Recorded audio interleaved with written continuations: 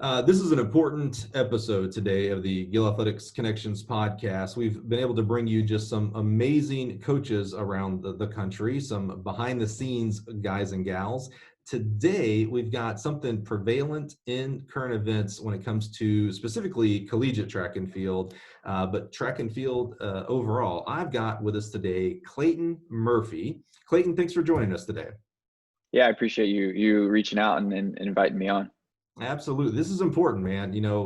Obviously for business, it's important, but as lifelong fans and, you cut us, we bleed track and field. This is important, man. We can't, we've got to make sure we are fighting for every ounce that we can because we don't get very many ounces in this sport. So everyone's extremely valuable. So Clayton, let's do a little bit of an intro. So people who maybe don't know you, and shame on you if you're a track fan, you don't know Mr. Clayton Murphy here. Talk to us about who you are and what you do in this great sport of track and field. Yeah, so currently run professionally for Nike. I just recently moved back to Northeast Ohio to the Akron area just 2 weeks ago when we were recording this. And still run at Nike. I was a member of the Oregon Project out in Beaverton for 2 years after graduated from the University of Akron, where I turned pro in 2016. And then finished my degree up in 2017 and then moved out to Portland and joined the Oregon Project. We're in at Akron for 3 years, cross country, indoor, outdoor. Won the indoor 800 there in 16 and the outdoor 1500 in 2016 as well. And then went on to the Olympics where I won bronze in Rio that year in 16 and then qualified for World Championships last year in Doha and was 8th in the final. So University of Akron was a big part of me. So that's why I was pretty big passionate. I mean, not that long ago, I was there already competing. So you can't be 25 years old. Yeah, I'm 25, exactly. Yeah, you've only accomplished that in 25 years, Clayton. Geez, man, you got to start picking it up, man. You got to start setting some goals here. Higher goal, national champion, not only Olympian. I mean, when you make the Olympic team, first of all, you're in rarefied air here. But you medaled at your first Olympics. Holy cow, man. Congratulations. That's just appreciate it. Thank freaking you. Awesome. Are you from, you said you moved back to Northeast Ohio. Is that where you're from originally? Did you go to high school around there? I'm from about 3.5 hours from here in right on the Indiana-Ohio line, a really small town. So about 3.5 hours from campus to where I grew up. So now my wife and I live about 35 minutes north of campus, closer to Cleveland, but about 35 minutes north of campus. So. And how did you get to Akron? Why Akron over some of the other choices you might have had? Yeah, so when I came out of high school, I was by nowhere a top high-level recruit. So I was choosing colleges that I was going to enjoy the Division I level of track and field and cross country, but also I knew I was going to get a degree that was going to propel me into a career well beyond track and field because I by no means had plans to run track and field after college. Went into college as a mechanical engineer and University of Akron has a great mechanical engineering program. Ended up switching into finance after my freshman year. Just had a little change of heart, decided that wanted to go the more financial route. Still graduated with a degree and everything, but lucky enough I had success at Akron. So it was not only the component of track and field, but it was also a large academic component. And Akron kind of brought everything to the table for me, whether it was Coach LeBady or the guys on the team or the entire program itself. It was really a package deal that checked every box for me. Now, that's interesting. Something you said there, we know your accolades, a medalist at the Olympics, national champ in the 800 and the 1500. What were your marks coming out of high school? So I committed after my junior year. I committed on 156 in the 800 and then 416 in the 1600, and then ended up running 154 and 411 my senior year after I was already committed. So my commitment levels were obviously nowhere near high level. And you said you didn't have, at that point, you didn't have any post-collegiate thought. You never thought you'd be running the Olympics. You're a 156, 154 half miler. Is it safe to say that Akron was instrumental in you becoming an Olympian then? Drastically. I really think that when I say Akron checked all the boxes, I really do mean that they checked all the boxes. And I think without all those boxes checked, by no means would I have had that. Coach LeBady was the only coach that really saw a lot of potential in me. All the other coaches obviously saw me with potential, but they saw me in potential to be a part of the team or help with the team, or you could potentially run on this and score at meets and stuff like that. But Coach Labady, when I first conversation with Coach Labady, it was, hey, you can break 4 minutes by your sophomore year. You can be an All-American by your sophomore year. Like, there's no reason why. And we, at the time when I was being recruited, talked about 2020 Olympics, but that was way over my head at that point. I mean, I was more focused on breaking 4 minutes and scoring at MAC and winning team titles. And in the field house at Akron, there's the backstretch of the track is full of all the MAC championship banners, the conference championship banners for every sport. And track and field has a lot of them. And I wanted to kind of add numbers to that. And I remember sitting up across from there on the front stretch of the track, having the meeting with Coach Labady and the recruiting trips, and always seeing those numbers and just thinking like that's where I really wanted my impact, was that and there was a school record wall and stuff like that. But I mean, you really wanted the numbers on the banner. And so we got a few of those. And so it just checked all the boxes. It's really a simple explanation, but I don't think any other university was able to really check those boxes. Here's my dumb question. Do you own the school records for the 8 and 15? Yeah. Okay. Just checking. Yeah. You never know, Yeah. man. I used to coach. I used to coach at Ball State. There are amazing runners that come out of that conference. So I actually wouldn't have been surprised if you maybe didn't have the school record. Yeah, it's like I don't have the 8 conference record with like Earl Jones and the Eastern guys. And I mean, Dave Waddle came out of the MAC. So I mean, there's a few good guys that come out of the Mid-American Conference for sure. And there's a famous, I say famous because when you Google your name, the first image that comes up is when you won the 1500. I believe it was at Hayward. And when you crossed the line, you kind of pushed out your uniform where it says Akron. So there's just a ton of accolades and love. Akron means a lot to you. 100%. So now that was all good news. Now let's talk about maybe D-Day for Akron cross country. On May 14th, the athletic director came out, and we know there's a lot of things going on with quarantine and coronavirus and schools, and of course championships were taken away this past year. And there's still a lot of uncertainty going on. But on May 14th, Akron came out and made the announcement that they were dropping several sports. And one of those sports, surprisingly to me at least, was men's cross country. Correct. Tell me, first of all, did you have any knowledge that this was coming down before the 14th of May? I had zero knowledge it was coming down. I knew there was major cuts that were looming for the university even prior to COVID-19 or any kind of major pandemic. I knew there was major financial changes that needed to be made at the university and were going to be made coming very soon. But by no means, I knew that involved athletics, but there was no sort of writing on the wall or any of those sayings as far as track and field, let alone like cross country itself. And so how did you find out on the 14th, and what were your feelings when you found out that this program was being cut? Yeah, so I found out, I was on the West Coast at that time in Portland still. Found out by a teammate texting me prior that morning, texting me saying they'd cut the men's team. And so my first thought was the entire track team, because I didn't by no means thought they would just cut a cross country team. So I was in some shock because I thought it was the entire team. Then I reached out and gathered more information, obviously, and heard that it was the men's cross country itself. So, I mean, it was initially almost a shock of like denying it. I mean, went on and went through my day almost for a couple hours, not really realizing what happened. And then once it started to settle in that afternoon, it became a large amount of disappointment, some anger, some confusion. I mean, all those feelings started to come into play after a couple hours. And, you know, when we hear news like this, bad news, not just this one specifically, right? People you have a lot of choices, and some of those choices are on the negative side, whether it's just ignoring it, almost the proverbial burial. And then there's the positive side of, well, I'm going to take action. And you seem to have chosen the action route. Yeah, for sure. Pretty much since day one.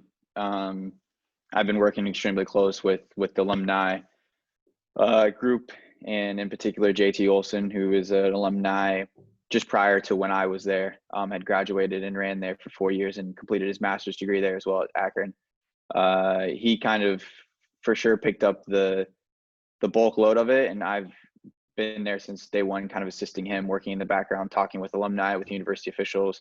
I had a meeting with the athletic director soon after that on I believe the 15th to 16th. I had an initial meeting with him.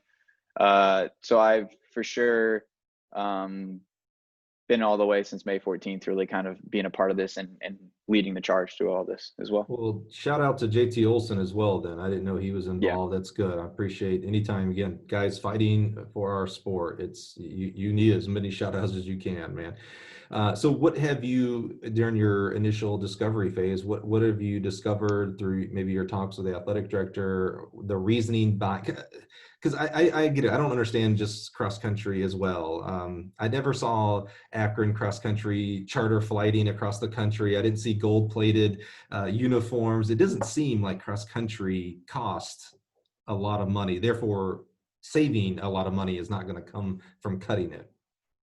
Yeah. So originally, as anybody who's read the release from the university, it's based on financial reasonings. So initially, our first thought is exactly what you thought. I mean, the pretty obvious thought is, yeah, we feel for men's golf and women's tennis, who are the other two sports that were cut, but to try to say that men's cross country is a financial burden to the university is just not true. I mean, 2019, the men's budget was $7,900 for the entire season. Granted, our regional meet, they flew round trip to Chicago, rented a minivan, and drove from Chicago to Madison. But I mean, we did that every year when I was there, and by no means was that an inconvenience. So a round trip ticket from Akron to Chicago was a couple bucks. And that's the only meet that they flew to. Every other meet was a regional meet where they drove, stayed in a hotel night, drove back the next night. Everything's done recruiting wise. Very limited in-home visits, or otherwise, unless it's like around the like Northeast Ohio area, Columbus area, he'll Coach LeBay make a trip to do an in-home visit. Otherwise, it's done by phone or video call. So it's not like you said, a couple pairs of spikes and a jersey. I mean, pretty easy to outfit a team. So I mean, our first thought was let's prove them wrong financially, and presented that information. Presented a letter to the president asking for a meeting with him directly right after the fight happened, or right after the announcement happened, to kind of initiate the discussion. Was an original letter to me asking for that prior to going to any kind of media, prior to really speaking to many alumni or spreading the word to alumni or asking for the mass alumni support. I tried to handle it directly with the president and just have a conversation about it. And it was immediately passed on to the athletic director, which at the time I understood. There's a lot on everybody's plate at this point, especially university officials and the decisions he has to make. I understood that. However, when I spoke with the AD, I was given Title IX reasonings and blanketed by a Title IX, which at the time I was, I don't want to say unfamiliar with, but uneducated with, like the really intricateness of Title IX, which as I've learned over the last month is extremely, extremely, extremely complicated. But it really is a simple thing of like, there's three prongs of Title IX, and the reasonings that the University of Akron and the athletic department has given us, there was no evidence to prove that what they were saying was true. Whereas when we would kind of actually go back and research what they were saying, their numbers weren't adding up, or their reasonings weren't adding up, or the things they were saying that you can and cannot do, we found opposite, contradicting evidence from Title IX experts, from other coaches and athletic directors within the conference and in Division I, just researching the law of Title IX. So that was the frustrating part, is we presented the financial evidence. We pretty much proved them that cross country is not a financial burden to the university. If not anything, it makes the university money with tuition and graduation bonuses and all that within the state of Ohio. Then we kind of got the Title IX obviously complicated enough. We kind of said your Title IX argument really doesn't stand some ground. So then it became a bigger blanket political statement if it doesn't fit in the ecosystem of the university athletic department. So that's our current situation is how track and field and men's cross country doesn't fit within the ecosystem of the university. So it's become extremely, extremely, I don't know, fuzzy, I guess. I don't know if fuzzy is the right word, but kind of like they, I don't know. So pretty much like to wrap up where we're at with it, I guess, too, and we can dive into the details if you want of it. Is like currently finalizing a scheduled meeting with the president tomorrow, actually. So finally, we've got through to have that meeting. I've asked for a meeting twice, the original meeting, and I've asked again at the end of May for a meeting, and was the second time actually received a response from his chief of staff, where I was given the same blanket political statement that he'd given to other alumni and media, pretty much saying that doesn't fit in the quote unquote ecosystem. He didn't use that word at the time, but now it's become that. But along the same lines as that, and then saying that the decision doesn't warrant any more discussion. However, we didn't see that as a a reason to give in. We continued to reach out to other major alumni just outside of track and field in the university supporters within the community, and have got a pretty good backing even outside of the track and field University of Akron world, I guess. And so, like I said, finalizing a meeting with the president this week, and have started to get really good backing from the entire university. So. Well, I think University of Akron has to be extremely proud of you, not only for your athletic accolades, and that's one thing, right? I mean, that's amazing, and certainly it has brought a lot of attention to the university and specifically the cross country and track and field programs. But outside of athletics, I love how you said when you first found out about this on the 14th of May, you started doing research and reaching out and those kind of things. You didn't, before you went to media and calling everybody and off with their heads, you actually like cooler heads prevailed here. Like you actually wanted to, okay, let me soak in some information, let me find out the reason before I just go full steam ahead and tell you how you're wrong. I mean, boy, as someone, if I'm at the University of Akron and the academic and et cetera part of it, I have to just be like extremely proud of you. Like your education that you earned in college has done you well. You're really thinking this through and not just using complete emotions here. Yeah, I think that was like, this has for sure been stages where we've tried to be extremely respectful of the process of the university, of the decisions they have to make. I mean, not only is the university, is the world facing the pandemic of COVID-19, but also the University of Akron is in extremely, even without, like I said, even without COVID-19, there's financial stress on the university currently, and there's major academic changes and cuts that have to be made and had been made in the last 6 months, 3 to 6 months, that obviously had to translate into some kind of cuts in athletics. And that was one of my first paragraphs in the initial letter to the president, was just, hey, like I completely respect the fact that you're like in an extremely difficult situation, and I'm not asking you with this conversation to change your mind in the conversation. I just like to have a discussion about my feelings towards this. I'd like to discuss the reasonings towards this and see, because if they had come back at me and actually given us legitimate reasonings, or given Coach Mitchell or JT Olson or anybody who's reached out to the athletic department or the university officials, if they'd given us legitimate evidence and reasoning, I mean, we would have tried to find a way to make it work, and elsewhere, whether it's somehow like making it like, I don't know, whatever it is, we would have figured out a different way. But the fact that there's been no legitimate reasoning, there's been no, like I said, it's taken a month to have a phone conversation with the president. It's not like I was trying to ask him to come into his office and sit down for 2 hours in the afternoon or have lunch with him. I mean, I was asking for a 15-minute conversation on the phone. Granted, I had a conversation with the AD, but like I said, I was pretty much stonewalled and tried to pushed off with Title IX.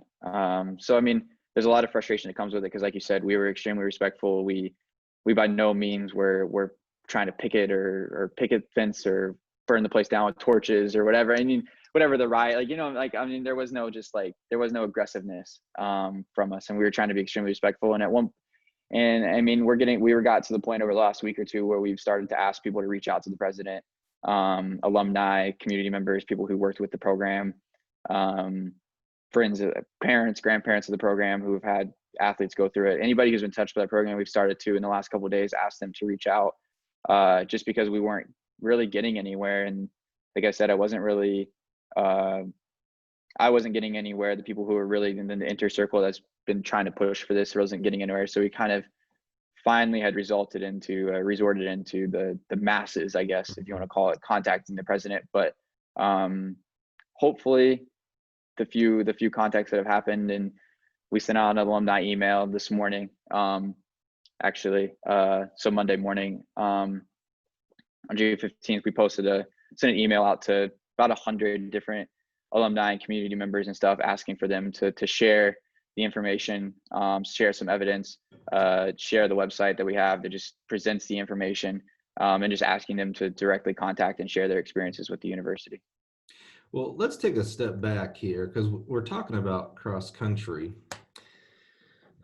How important, and I've seen some of your, I'm gonna call it data, but you've done a great job, and we'll Yeah. make sure we talk about the website and things like that where people can find this. How important is cross country, not only to maybe you personally, your development? Do you think you would have gotten to be where you are today if you didn't have cross country at Akron, but also to the overall, I'm gonna use Akron's word, ecosystem of track and field at Akron? How important is cross country to a complete track and field program? I mean, to answer the personal side of it, and I've made this statement before, I would not have attended University of Akron without cross country. Cross country, even for a middle distance guy, quote unquote middle distance guy, I was cross country was extremely important to me. University of Akron men's cross country had not won a title in the conference for years, and that was one of the numbers like I talked about earlier in the interview. That was one of the numbers I wanted up on the banner. Year in and year out. I'd say that's one of the most disappointing things I have in my career so far. I mean, 2017, I missed the world championship team, but I would trade that for a men's cross country banner. I mean, we wanted it so bad. And I remember coming back from world championships in 2015 in China. I remember coming back, and within 10 days, I was out with the guys in the towpath running time trials and hard workouts. And I mean, I'm getting dropped because I'm dead from my season, but I want to do everything I can to help the guys and win that. I mean, cross country is very, very important to me personally. As far as the ecosystem wise, and there's a bigger part of this as well. Not only just the cross country importance of the track and field program as a general sense of a collegiate program and success that it has. The University of Akron is also, targeting is not necessarily the right word, but it's very singling out track and field and cutting men's cross country and making the track and field team make some serious cuts as well with scholarships, with budget, coaching. There is some top cuts on top of that have started to be, I guess, addressed in the last couple of days as well. So not only are they cutting men's cross country, but they're also singling out the program itself. But to get back to like the cross country point, it's just, there's only 6 programs in Division 1, 5 or 6 that don't have men's cross country, but have indoor and outdoor track. And wow. The 2 major programs that you'd know, or that people would know of, is South Carolina and USC. And my wife, Ariana, who went to Oregon and was sprinter at Oregon, I asked her when this thing was kind of going, I said, hey, when was the last time USC men really competed for a Pac-12 title? And she says, not since I've been there. She says, I can't remember really when the last time the USC men really competed for a Pac-12 title. And like I just said, I mean, it just blows my mind. A team like USC, I mean, you would think of USC as a top 5 athletic program in the country. No doubt. And to not compete for a Pac-12 title, I mean, just goes to show, I think, the importance of what the long distance is. I mean, look at programs like Arkansas and Oregon and Wisconsin and all these teams who really, really are a well-rounded program. Obviously, there's year in and year out at the championship level where a singular group can kind of score a lot of points and separate themselves at the championship level. Just the way that the NCAA meet and the qualification system works, you can separate yourself out and with a small number of athletes in a certain event group really score well. Georgia, Oregon, and indoors when they won in 15 or 16 with all the distance guys. I mean, you can do it with individual groups, but to be consistent year after year at the conference, the national level, like the University of Akron is, I mean, you have to have cross country, and it's an integral part of recruiting. It's an integral part of, I mean, how many distance events are there in indoor and outdoor? I mean, how many events, like the 5K, 10K now is going to be extremely difficult in indoor season. Everything from the 15 up and outdoors obviously going to be difficult to find recruits that want to just run that and run an unattached open cross country season. So it's extremely difficult in terms of a well-rounded team.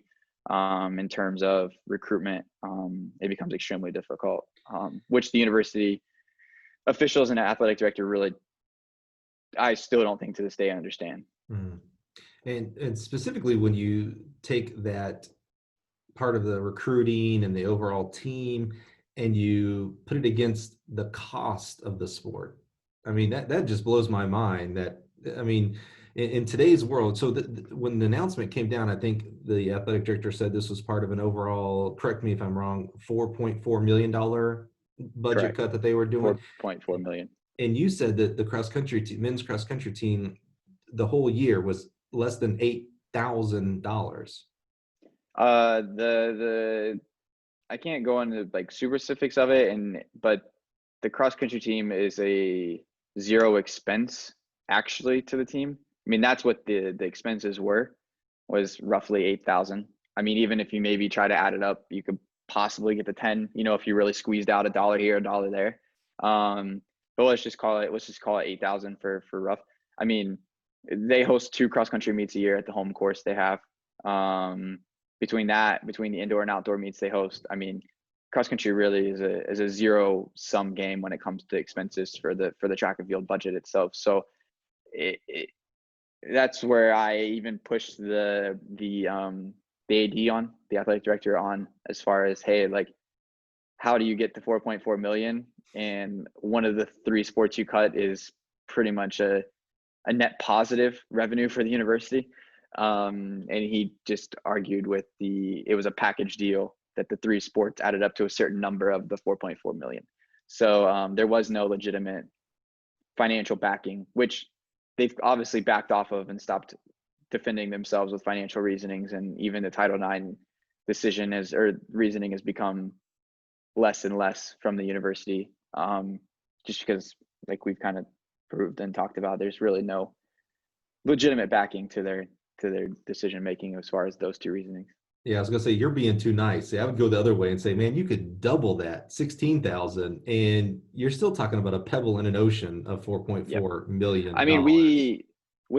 I want to say, I say 72 really to be generous, probably within 48 hours, within 2 days of the announcement, without even picking up the phone and calling one person asking for a single dollar, without any kind of GoFundMe, without any kind of social media asking for money. I didn't even ask my own parents to donate to it.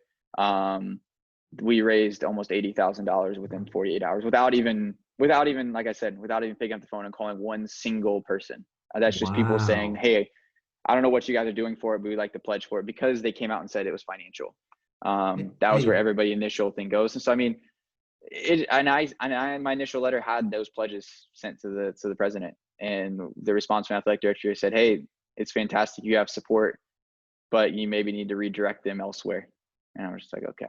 So well, I tell you, that's amazing because you didn't even, like you said, go to the masses and ask for donations. That was just people saying, hey, fine, you need help, fine, here we are, we'll help. But on top of that, we're in, we talking about this era of coronavirus we're in, there's some millions and millions of people out of work, and people are still willing to give mhm. $80,000 at the drop of a hat without asking. That Yep. is, Yep. I tell you, that shows the passion, the support, the love, the need for cross country, and specifically cross country at Akron University.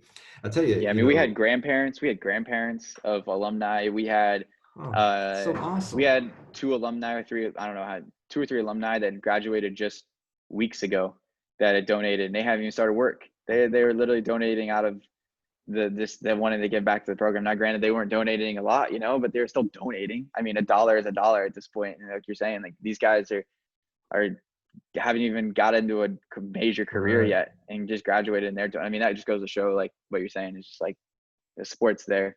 Yeah, it'd be different, if it's like, oh, cross country got cut and people were just kind of apathetic to it. And, I don't know if I really want to donate, but man, I tell you, that just, to me, that just, the outpouring of passion there is just so evident. And again, we're talking about a sport that, to your point, and maybe you can elaborate more on this, because this is something that I've thought about a lot with track and field for universities, actually brings in money for the university, right? When you start talking about the level of scholarship most of these athletes are on, against what they're actually paying for tuition, room and board. And you'd mentioned something about Ohio graduation rates. I'm not familiar with that. Yeah, there's a financial incentive for for a university if an in-state athlete graduates. There's a financial incentive. We I don't have the. I mean, I could pull up the rough number, but there's like a certain number that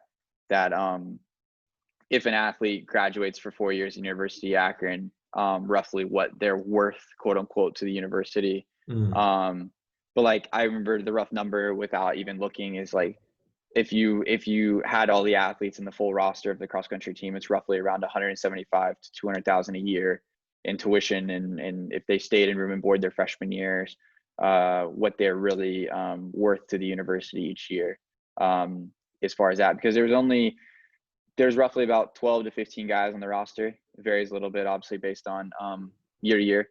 But there's only 1.2 scholarships that was split amongst those for the upcoming 2020. Excuse me, for the upcoming 2020 season. So, I mean, we keep beating it, but there really is it doesn't make sense in that retrospect. So let's fast forward to today. We're recording on June 15th. Where are we today? How might someone who's listening right now, whether it's through vocal support, social media support, donation support, where are we at today? Catch us up to how the fight is going.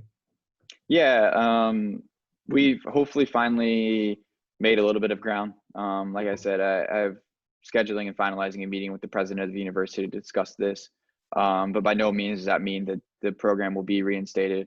By no means are we going to just like let up on the fight because of this. Half expecting it to be another Stonewall meeting potentially. I mean, we just don't know how or where they're at with it. Like I said, this morning on Monday morning, the 15th, I sent out an email asking for alumni, community supporters, local running stores to just share the website, share the information that we put out, voice their concerns, their opinions, their stories, their experiences, how the program has affected them, with the university president directly through the phone or email, and just asking for them to kind of just share, because the financial pledging really shows that people care about it. The fact that it's staying in the media for so long really shows that people care about it. And I think it's time that it really crosses the president's desk and crosses in front of him, and he really sees this as more of the personal connections that it's made on and off the track. Is there a website or a Facebook page, social media, anywhere it can go to get updates? Yeah, the website we've put together is just saveakronxc.com. So just how it sounds. And that has the link to contact the president. It has the links for and it presents all of the information that the document that I've presented on social media with the three arguments that I've posted on social media, as well as another information just kind of speaking to the success of the track and field enterprise at Akron and the program itself. Because like I said, not only are they cutting cross country, they're making serious track and field cuts. And the cross country cuts itself is obviously a major part of the future success that it potentially is limiting in the program. And I mean, there's a lot of affected parties of this, between the cross country cuts as well as the track and field cuts. I mean, I'm hearing of athletes one after another this morning who are considering transferring, who are entering transfer portals, who are athletes from other countries who have come over as foreign athletes who are considering going back or going to a different university. So it's very quickly affecting the entire program more than just the distance program itself. Well, as we wrap up here, Clayton, I think about when people make mistakes, big or small, the hardest thing in the world to do is, one, to admit that mistake to yourself, but then also to admit that mistake to others and change course. When we're presented with new information, the real sign of intelligence and humility is to be able to change your mind. I was so proud when we saw Brown University these last few days.